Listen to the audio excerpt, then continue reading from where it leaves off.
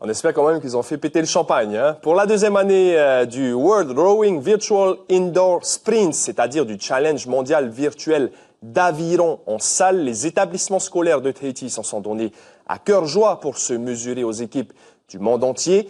Rohan Potoru et Patita Savea ont suivi ces jeunes sportifs en pleine séance physique. Regardez.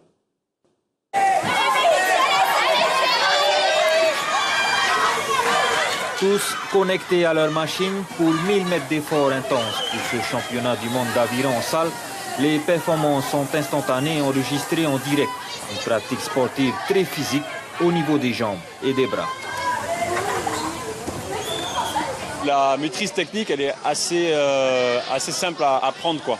Donc en 5 minutes, on peut faire déjà une initiation, on rajoute 10 minutes d'échauffement et puis après on est prêt à faire une petite course, quoi.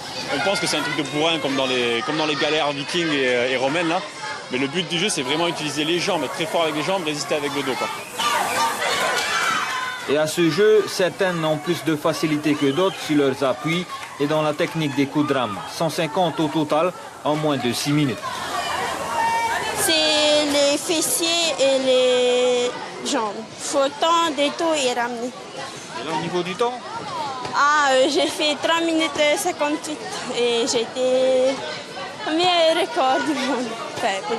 C'était fatigant, on a senti tous les muscles qui travaillaient, etc. Au niveau des mouvements, c'était quoi qui était vraiment difficile? C'était de tirer au niveau des bras pour ramener la corde. Au niveau des jambes? C'était pareil, de pousser sur les pieds. Donc là, ça va être 1000 mètres. On vous rappelle que 1000 mètres, pour certains, ça va durer près de 6 minutes.